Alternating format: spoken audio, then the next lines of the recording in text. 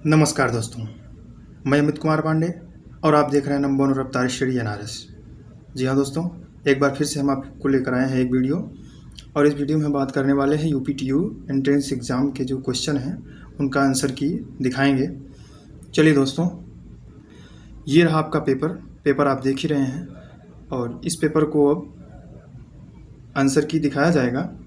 लेकिन उससे पहले दोस्तों, अगर अभी तक आप हमारे वीडियो को लाइक नहीं किए हैं तो कर लें, वीडियो को शेयर कर दें और अगर चैनल पर नए हैं तो चैनल को सब्सक्राइब करना ना भूलें और बेल आइकन भी दबा दें ताकि दोस्तों हम जब अगला वीडियो अपना बनाएं तो उसका नोटिफिकेशन आपको मिलता रहे। जैसा कि अगला वीडियो हम फिज़िक्स का भी बनाएंगे और इसमें जो है केमिस्ट्री और मैथ है। ठीक है दोस्तों, तो चैनल का बेल आइकन दबाना ना भूलें ताकि जो है आपको उसका नोटिफिकेशन मिलता रहे। दोस्तों, ये रहा दोस्तों हमारा केमिस्ट्री का क्वेश्चन। तो इस क्वेश्चन में दिया है, निम्न में से कौन एक क्षारीय जल अपघटक के प्रति सर्वाधिक क्रियाशील है। ये 51 नंबर पे हमारे में दिया है। तो हम इसको जो है हल करेंगे। तो हम इसका जो है केवल अभी जो है आंसर ही बता रहे हैं। हल के लिए हम आपको एक अलग से वीडियो बना देंगे। अगर आपको देखना होगा तो आप कमेंट कीजिएगा और हम उसके लिए भी जल्द ही वीडियो लाएंगे। तो देखिए दोस्तों, ये हमारा 51 नंबर क्वेश्चन हो गया। तो इसका जो है ये ऑप्शन CH3 -Br यहाँ दिया हुआ है, फिर CH2 CH2 इसका C आंसर सही है।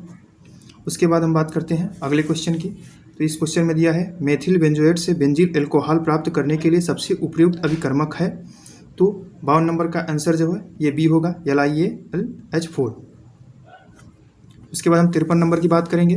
तो वुर्च अभिक्रिया द्वारा किसको संश्लेषित किया जा सकता है।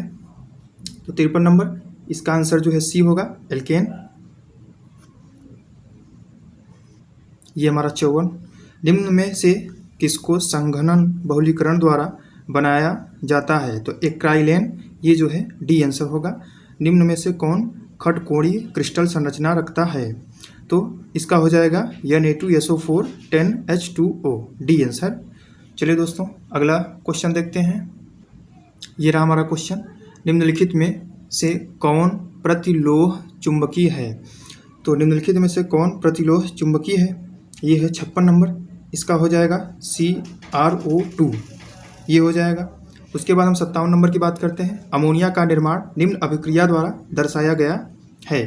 तो ये 57 नंबर, इसका भी आंसर जो है वो देखिए, ये समीकरण दिया हुआ है। अभिक्रिया के अनुसार NH3 के विघटन के लिए अभिक्रिया की एंथैल्पी क्या होगी। तो इसका आंसर हो जाएगा +91.8 और किलोजूल मोल प्रति मोल, ये हो जाएगा ये इस तरीके से। तो इसका आंसर भी हो जाएगा। फिर उसके बाद हम बात करते हैं, ये 58 नंबर हमारा क्वेश्चन है।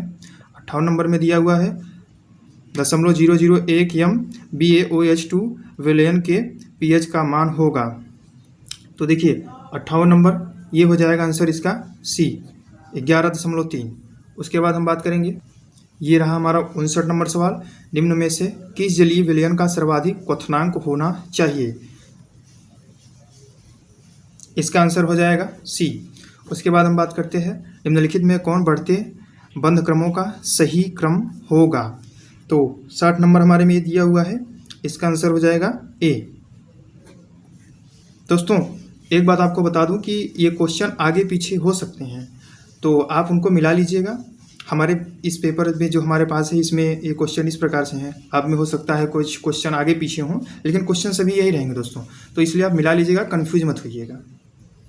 61 नंबर हमारा जो है वो इस प्रकार है, दो कण A एवं B गति कर रहे हैं। यदि कण A से संयोजित तरंग दैर्ध्य का मान 5 × 10⁻⁸ मीटर है तो कण B से संयोजित तरंग दैर्ध्य का मान क्या होगा, जबकि कण B का संवेग कण A के तुल्य आधा है।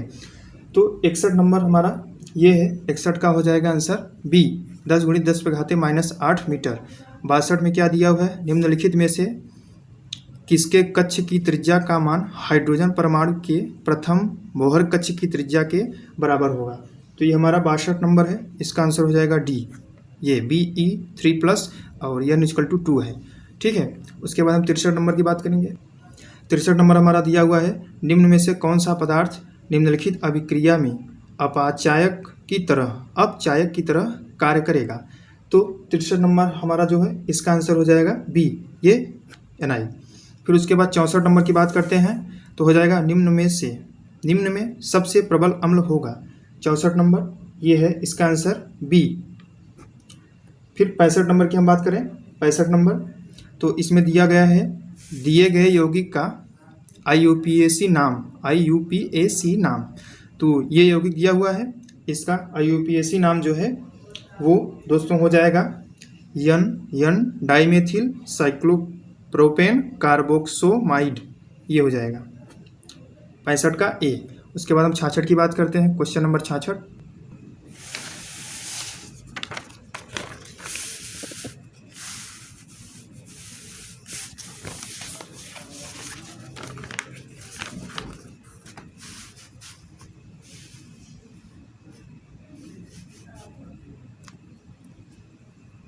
अब 70 नंबर तो CaC2 में 2 कार्बन परमाणु के मध्य, ये देखिए एक तो जो है वो पाई बॉन्ड दिया हुआ है, एक सिग्मा बॉन्ड, तो बंधों की संख्या होगी तो इसमें हो जाएगा कि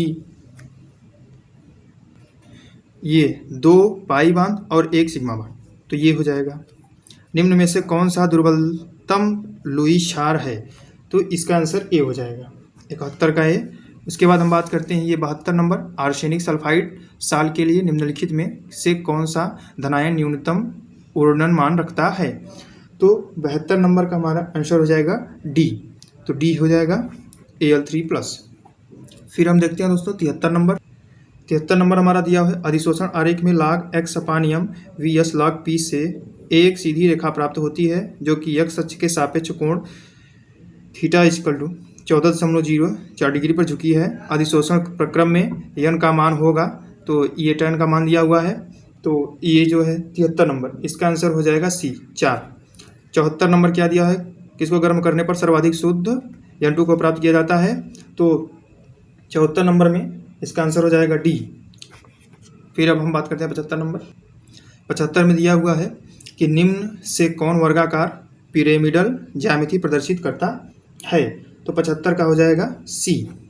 76 की हम बात करते हैं, 76 में दिया है निम्न में से कौन ज्यामिति समवायता प्रदर्शित करता है, इसका आंसर हो जाएगा डी।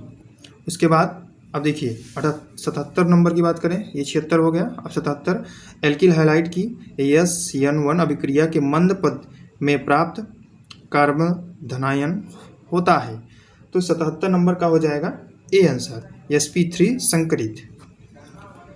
फिर अब हम बात करते हैं 78 ओजोन परत के क्षरण के लिए निम्न में से कौन सा यौगिक उत्तरदायी है, तो 78 नंबर का ए आंसर हो जाएगा फ्रीऑन।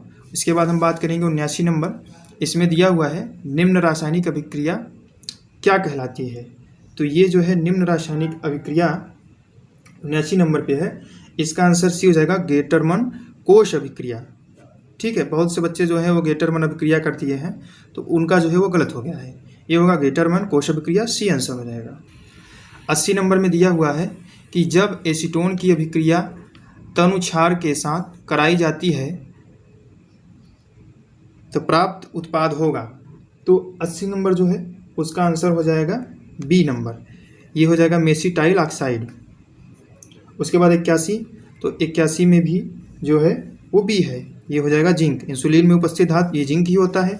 82 नंबर की बात करें, निम्न में से कौन सा अमीनो अम्ल प्रकाशीय सक्रिय नहीं है, तो इसका आंसर हो जाएगा डी, इसका आंसर हो जाएगा 82 का डी, ग्लाइसिन।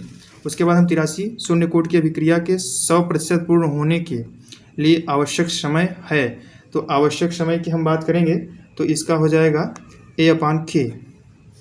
84 नंबर में दिया हुआ है दी गई अभिक्रिया का अंतिम उत्पाद होगा, तो अंतिम उत्पाद की जब हम बात करते हैं तो इसमें देखिए ये वाली जो है डी, ये सही है। 84 नंबर हो गया। अब 85 की बात करेंगे, जल्दी मिलाएं दोस्तों। ये 85 नंबर में दिया हुआ है नाइट्रोजन के निर्धारण के लिए लाइसाने परीक्षण में असफल हैं, तो हमारा 85 जो है उसका आंसर हो जाएगा बी। उसके बाद हम 86 की बात करते हैं तो हो जाएगा कोबाल्ट क्लोराइड द्वारा भरी स्वतः सूचक सिलिका जैल वातावरण की नमी अवशोषित कर गुलाबी होता है तथा गर्म करने के पश्चात नीला हो जाता है। गुलाबी एवं नीला रंग प्रकार क्रमशः किसके कारण होगा, तो ये जो 86 नंबर है इसका आंसर हो जाएगा सी, ये। उसके बाद हम 87 नंबर की बात करें तो देखिए, निम्न में से कौन सा संकुलन आयन अधिकतम चुंबकीय आघूर्ण रखता है? इसका आंसर हो जाएगा ए। 88, निम्न में से कौन यौगिक नाभिक स्नेही योगात्मक अभिक्रिया के प्रति सबसे अधिक क्रियाशील है? तो 88 नंबर हमारा इसका आंसर ए। दोस्तों 89 नंबर में दिया है, नीचे दी गई कैनिजारो अभिक्रिया के लिए धीमा पद है। तो धीमा पद ये देखिए, अभी ये कैनिजारो अभिक्रिया दे दिया हुआ है 89 नंबर, तो इसका क्या होगा?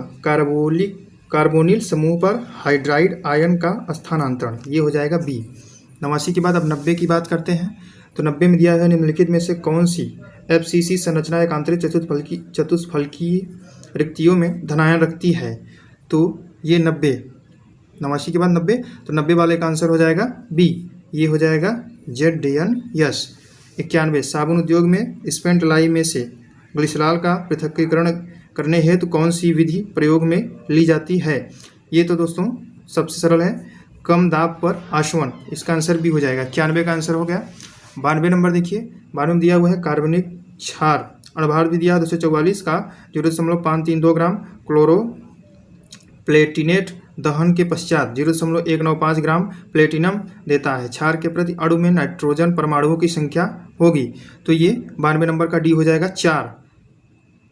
अब हमारा है 93, 25 डिग्री सेल्सियस ताप पर एक गैल्वेनिक सेल का मानक विद्युत वाहक बल 0.295 वोल्ट पाया गया, जबकि सेल अभिक्रिया में n का मान 2 है। इस अभिक्रिया के लिए साम्यावस्था स्थिरांक होगा, तो साम्यावस्था जो स्थिरांक होगा वो हो जाएगा डी नंबर का 1.0 × 10⁻10। उसके बाद हम 94 में देखते हैं कि स्वतः अभिक्रिया होती है यदि टी डेल्टा एस, फिर ये डेल्टा एच तथा दोनों डेल्टा एच व डेल्टा एस धनात्मक है, मतलब ये आंसर बी हो जाएगा 94। फिर 95 नंबर देखते हैं, NH2 का संयुग्मित अम्ल है, तो 95 का जो आंसर है वो डी हो जाएगा। अभी केवल आप जो है ये अमोनिया दे रहा है, जो इसका केवल अभी मतलब इस क्वेश्चन को जो है मिला लीजिए कि आपका कितना क्वेश्चन सही है कितना गलत हो रहा है। उसके बाद अगर आप लोग कमेंट करेंगे तो हम इसका जो है वो आपको सॉल्व भी दे देंगे। तो चलिए दोस्तों, अब अगला नंबर देखते हैं। 96 नंबर में क्या दिया हुआ है, यदि मेथेनॉल का घनत्व 0.793 किलोग्राम प्रति लीटर है तो 0.25 मोलर मेथेनॉल के 2.5 लीटर विलयन के लिए आवश्यक मेथेनॉल का आयतन होगा। इसका आंसर हो जाएगा सी, 25.2 ml। निम्न में से कौन एरोमेटिक यौगिक है? इसका आंसर हो जाएगा ए। चलिए अब हम 98 नंबर की बात करते हैं। 98 नंबर में दिया हुआ है, किसके लिए केवल 2 एकल क्लोरो समयावयवी व्युत्पन्न संभव है? तो ये हो जाएगा देखिए 98 नंबर, तो ये N ब्यूटेन, ए आंसर। फिर उसके बाद 99, जेट प्लेन उत्सर्जित प्रमुख प्रदूषक है, तो ये जो हो जाएगा 99 नंबर, इसका आंसर हो जाएगा बी, CFC। CFC जो है ये प्रमुख प्रदूषक है इसका। 100 नंबर देखिए, गैल्वनीकृत लोहा होता है, तो इसका आंसर हो जाएगा जिंक अवतरित लोहा, ये आंसर सी सही है। दोस्तों ये हमारा रहा पूरा केमिस्ट्री के सभी क्वेश्चन 50 क्वेश्चन हल हो चुके हैं।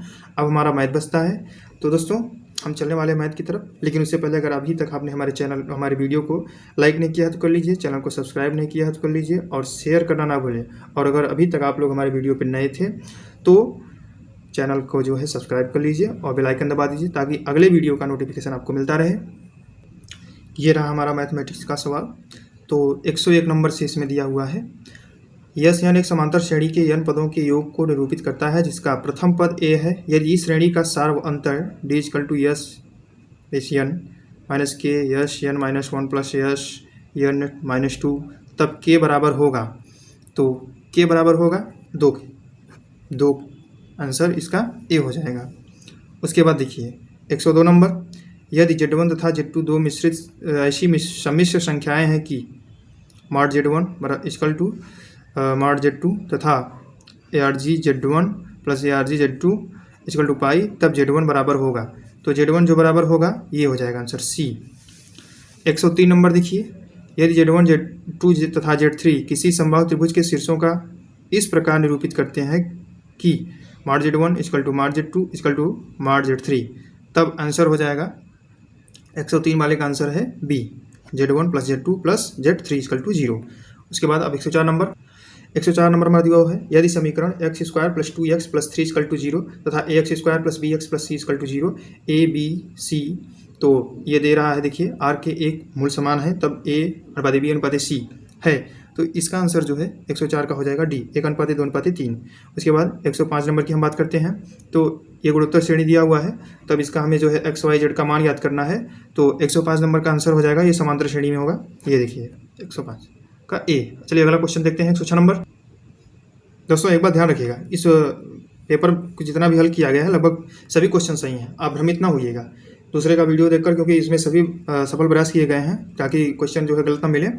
चलिए 106 नंबर, यदि पी क्यू आर तथा यस इस प्रकार की धनात्मक वास्तविक संख्याएं हैं कि p plus q plus r plus s equal to 2 तथा m equal to p plus q into r plus s संबंध तथा संतुष्ट होगा जब, तो 106 नंबर जब में कह रहा है, तो इसका मतलब जब मतलब हो गया कि जैसे ये कब होगा, जब ये 0 और 1 मतलब एम का मान जो है वो इसके बीच में हो, तब जो है देखिए ये होगा, तो मतलब ए।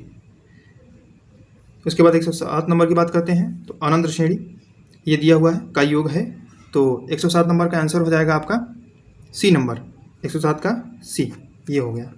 उसके बाद दोस्तों 108, तो 108 नंबर, यदि n एक धनात्मक पूर्णांक है तब n पे पावर 3 प्लस 2n भाज्य होगा, तो भाज्य होगा, तो 108 नंबर है, तो 108 नंबर का हो जाएगा आंसर डी, तो डी में क्या दिया हुआ है 3 से, ये देखिए डी में 3 से।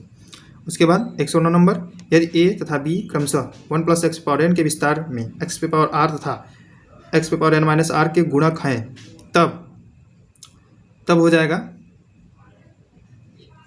यदि ए बराबर बी, जब ए बराबर बी होंगे तभी होगा ये, तो 109 का आंसर कितना हो जाएगा ए। 110 में देखिए ये आव्यूह से है, ये मैट्रिक्स से क्वेश्चन है, यदि ए 2 -1 -1 2 तथा आई 2 × 2 कोटि का एकक आव्यूह यूनिट मैट्रिक्स है, तब ए पे पावर 2 बराबर होगा। इसमें हम क्या करते हैं, ए पे पावर 2 मतलब ए × ए, तो इसका हम जो है 2 बार गुणा कर लेंगे, मतलब ए चीज कर आव्यूह आप कर ही लेते होंगे, तो अगर नहीं कर पाते हैं तो आप जो है कमेंट कीजिएगा, हम आपको उसका जो है सिखाएंगे कैसे होगा और बताएंगे आपको पूरा डिटेल में। तो ये देखिए, चलिए इसका आंसर बताते हैं, इसका आंसर हो जाएगा ए 4a - 3i। उसके बाद हम बात करते हैं 111 नंबर का, तो 111 नंबर में क्या दिया हुआ है, देखिए समीकरणों के निकाय x - 2i plus z equal to -4 2x - y plus 2z equal to 2 तथा x plus y plus lambda z equal to 4 का कोई हल नहीं है तब लेमडा है, तो इसका आंसर हो जाएगा देखिए 111 नंबर, तो 111 नंबर का आंसर हो जाएगा बी मतलब 1, ये आंसर हो जाएगा। चलिए 112 नंबर, ये हमारा 112 नंबर क्वेश्चन है, ये भी उसी से है, तो यदि अल्फा बीटा तथा गामा समीकरण x³ + px + q = 0 के मूल हैं तब निर्धारक इतना दिया हुआ है का मान होगा, तो 112 नंबर ए, इसका आंसर 0।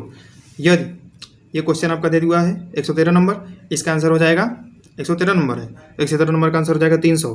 फिर उसके बाद 114 नंबर की बात करते हैं, तो 114 नंबर ए में आ जाएगा, ये सुतुल्य संबंध है, इसका मतलब 115 नंबर देखिए, यदि फलन इतना दिया हुआ है f(x) इसका इतना जहाँ m बराबर नहीं है n से परिभाषित है तब ये हो जाएगा, इसका भी आंसर जो है ए हो जाएगा, 15 का ए।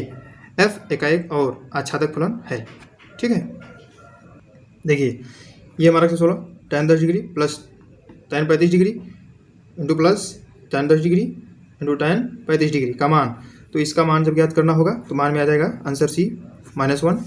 117 नंबर देखिए, sec² थीटा प्लस 4xy अपान x प्लस वाई का होल स्क्वायर सत्य है।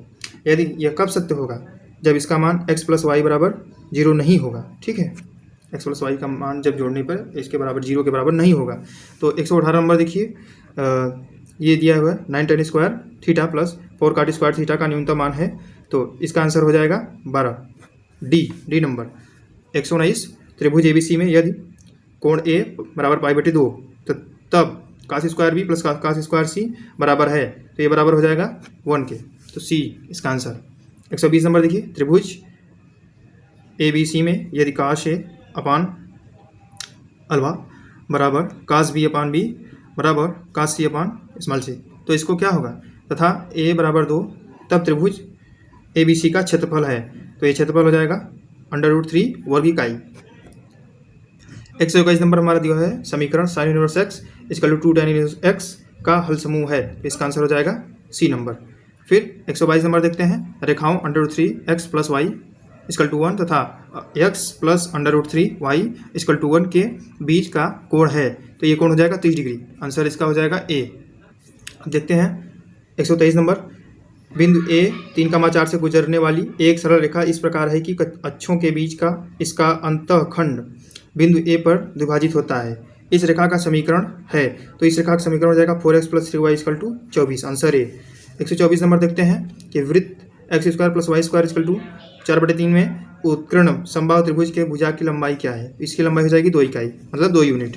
रेखा y plus 2x plus c तथा वृत्त x square plus y square equal to 16 के स्पर्श करने का प्रतिबंध है। तो ये प्रतिबंध हो जाएगा c स्क्वायर इक्वल टू 80। यदि एक परवलय जिसकी नाभि मतलब फोकस मूल बिंदु है तथा रेखा x इक्वल टू 2 नियता पर परवलय का शीर्ष है, तो इसका शीर्ष जो है हो जाएगा 1,0। ये आंसर हो गया। 127 नंबर देखिए, यदि दीर्घ वृत्त x square upon a square plus y square upon b square बराबर 1 के दीर्घ कक्ष की लंबाई उसकी लघु अक्ष की लंबाई से 3 गुनी है, तब उसकी विकर्णता है। तो ये आंसर हो जाएगा 27 नंबर का 2 करणी में 2/3। ये आंसर डी 127। अब आता है 128 नंबर, बिंदु 5,1 से वृत्त x square plus y square plus c x minus 4y minus 3 equal to 0 पर स्पर्श रेखा की लंबाई है। तो इसका आंसर हो जाएगा 7। इसकी लंबाई कितना होगी 7। ये दिया है लिमिट भाग क्वेश्चन है, लिमिट का देखिए x के रिस्पेक्ट में करना है। एक दिया है x पे पावर -1 अपान x पे पावर n-1 बराबर है। ये बराबर किसके होगा, ये देखिए m अपान n। बी नंबर इसका सही हो जाएगा। 130 नंबर देखिए, ये 130 नंबर ये भी लिमिट का ही क्वेश्चन है। ये देखिए यदि f2 इक्वल टू 4 तथा ये इतना हो गया तो बराबर है 130 नंबर। ये हो जाएगा इसका आंसर 2 सी नंबर सही है। 131, यदि x की नाप डिग्री में हो तो d अपान dx cos x बराबर होगा। तो ये किसके बराबर होगा, -π/180 sin x। उसके बाद 132 नंबर देखिए, यदि y से इनवर्स में दिया हुआ √x प्लस 1 अपान √x minus 1 plus sine inverse √x minus 1 √x plus 1, तब dy/dx का बराबर है। तो बराबर हो जाएगा किसके, जब ये मतलब 0 होगा। इसका आंसर 0 होगा। चलिए 133 नंबर की बात करते हैं, जब x y इक्वल टू 6 तो 2x प्लस 3y का न्यूनतम मान है। तो ये न्यूनतम मान हो जाएगा 12। इसका आंसर बी है, 12 नंबर 12 सही है इसका, मतलब 12 बी आंसर इसका सही है 133 का। ये क्वेश्चन हमारा 134, बिंदु 0,5 वक्र स्क्वायर प्लस 2y के करीब होगा। तो इसका आंसर हो जाएगा इनमें से कोई नहीं दिया हुआ है, नॉन ऑफ दिस। चलिए 135 नंबर देखते हैं, ये है दे दिया हुआ है, देखिए इतना है, ये समाकलन है। तो चलिए इसका आंसर हो जाएगा, देखिए ये डी हो जाएगा 1/2 लाख इंटू 1 प्लस 10x अपान 1 माइनस 10x प्लस c। उसके बाद हम बात करते हैं 136 नंबर की।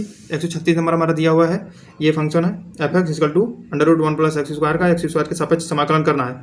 तो इस फंक्शन का हमें समाकलन करने पर क्या हो रहा है, इसका आंसर आ रहा है c 2/3 1 प्लस x स्क्वायर भगाते 3/2 प्लस c। उसके बाद 137 नंबर देखिए दिया हुआ है, ये इसका आंसर 137 का हो जाएगा, आंसर ए 17 आएगा इसका। 138 नंबर देखिए, 138 नंबर का आंसर भी हो जाएगा सी 5/12 वर्ग इकाई।